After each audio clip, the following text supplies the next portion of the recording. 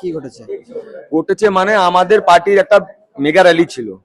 তো ফোর্সটা আমাদের প্রথম দেখলাম আমাদের জাহালদা থেকে, যেটা আমরা তুর্কা পর্যন্ত ফোর্সটা ছিল, কিন্তু আমরা এখানে আইসিকে বা আমার লেসন জানানো পর্যন্ত যে এখানে আমাদের যে আতলা বস্তিটা, ওটা হচ্ছে অ্যাকচুয়ালি সেন্সিটিভ বস্তি। বিগত দিনে নির্বাচনে আমরা দেখেছি এখানে প্রতিবারে শাসক দল অ্যাটাক করে, তো জানা সত্ত্বেও সেখানে কোনো ফোর্স নেই। এখানে আমাদের প্রায় 50 জন মতো কর্মীকে এবং আরো কেউ মানে অত্যাচার করেছে।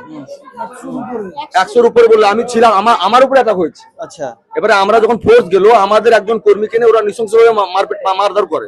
মারধর করার পরে আমরা যখন বেরিয়ে আসি, আমাদের যে সমস্ত মানে কার্যকর্তা যাদের গাড়ি ছিল, ওদের গাড়ি ওরা আগুন জ্বালাচ্ছে, কারো গাড়ি ভেঙে ভাঙচুর করে উড়িয়ে দিয়েছে।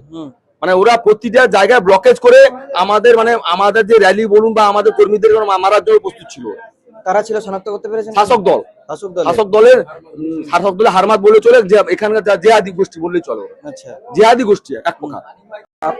আমাকে মারা হয়েছে ওই র্যালিতে, ওইখানে মানে কিছু জন আটকে ছিল মাঝখানে।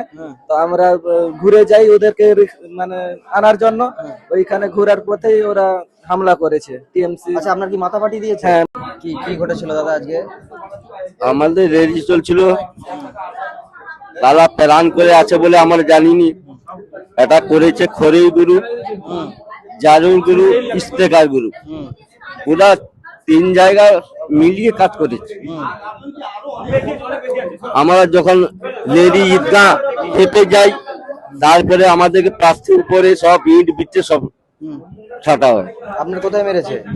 আমাকে এখানে এজারুল হাত মেরেছে রোড দিয়ে, এখানে পিছনে। আচ্ছা, কাদের লোক ছিল তারা? টিএমসি দলে হরমত বাহিনী।